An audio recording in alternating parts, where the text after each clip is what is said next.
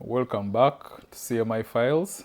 We are going to episode 11 of part 1, and it's about the second Assistant Inspector General of Police Andrew Felix Kaweesi assassination investigation.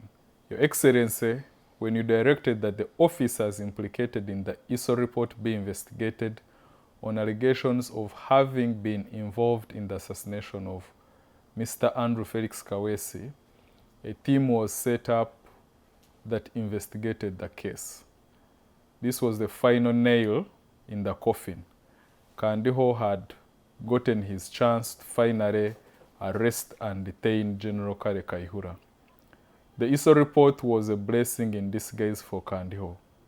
He immediately linked the stay of General Kale Kaihura at his country home in Kashaga, Mariantonde as a plan to escape to Rwanda. Thus, General Kale being picked like a criminal with a chopper, but this was just to create a scene and tarnish his image by portraying him as an enemy of the state. Otherwise, the Chief of Defense Forces could have just sent a radio message that he reports Tumbuya for investigations, and he would have complied, or even a phone call was enough. Anyway, among others, the following were also arrested. Colonel Ndahura Atoki was the Director of Crime Intelligence in the police. His arrest left a gap in the Police Directorate of Crime Intelligence, as this was a new directorate in police and it was still being set up. As we know, police officers have no intelligence gathering training. Thus, this left police with an intelligence gap that Kandiho wanted to occupy, as CMI would be the only experienced intelligence unit. Lieutenant Colonel Peter Msherure, an aide to General Kale Kaihura. No witness mentioned his name as being part of the alleged officers involved, but he was arrested just because he was a staff in General Kale Kaihura's office as the IGP.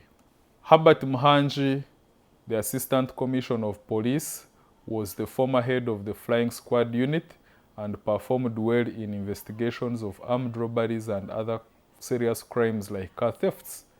This is another office that Kandiho felt such operations of Flying Squad unit can be handled by JAT.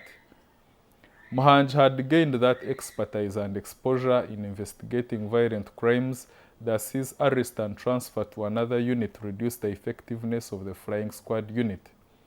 His experience had made him a big asset to the police and the nation. Jonathan Baroza, also an Assistant Commissioner of Police, was the personal assistant to the Inspector General of Police, General Kale Kaihura.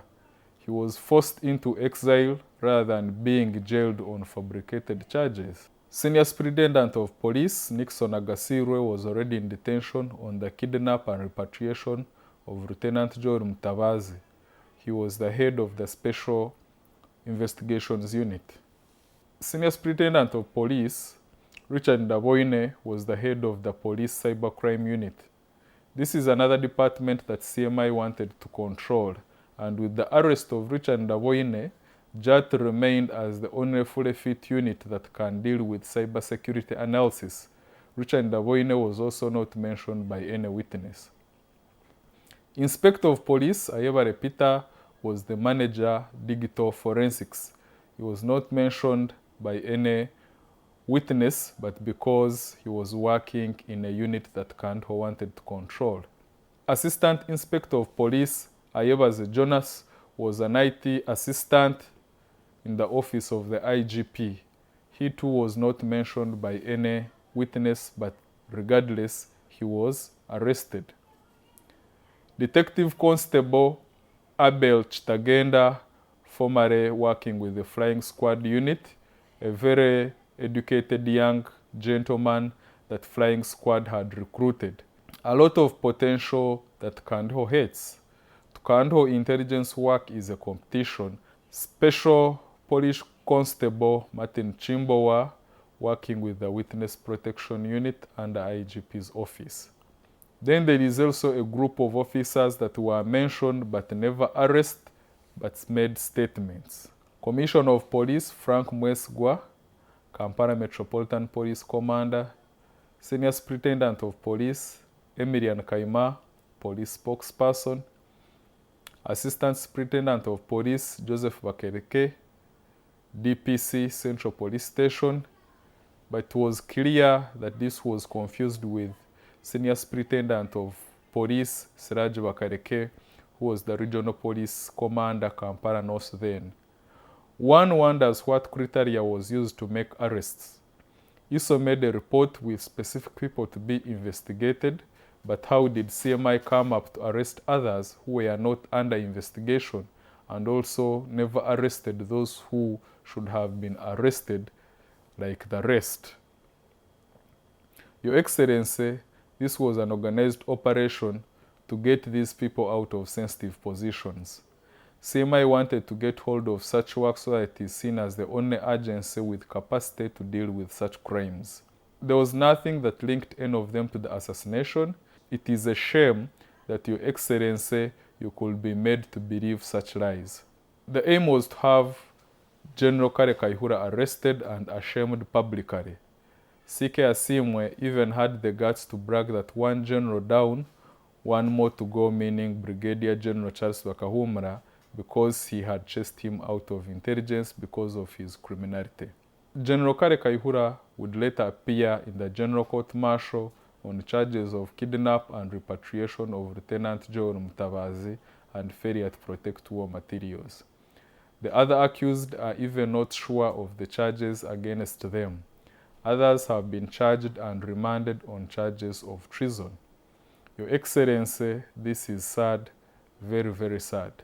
Detaining people in Makindye prison without charges.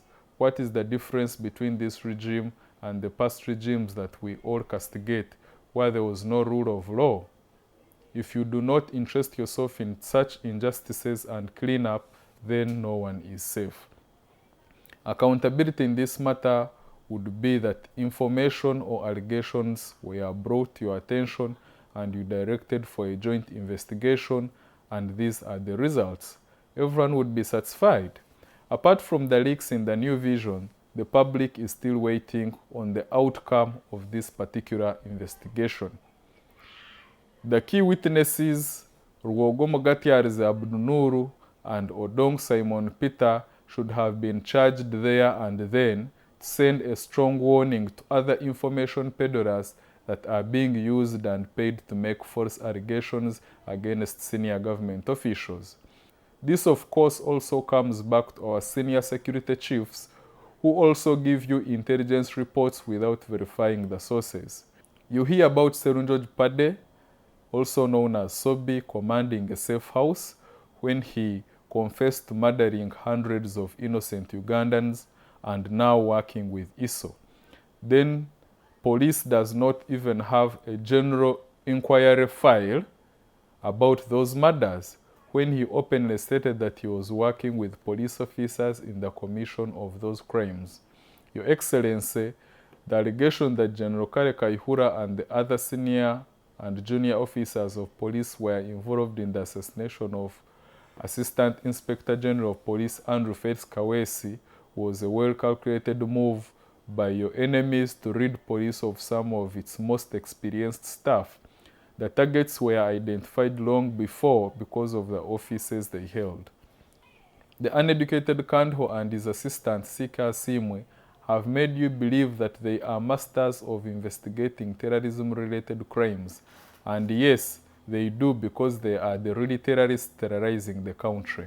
If you received the report about this case, I wonder why even Kano Kaka is still the Director General, Internal Security Organization. Some bad decisions can be forgiven, but others cannot, Your Excellency. The officers detained in Makindye over this case or facing other charges related to their arrest in this case should be set free and they resume their duties because they are innocent according to the report. And that's what we call justice. This is the end of episode 11. See you in my next episode where I'll be summing up part 1. God bless you. God bless Uganda.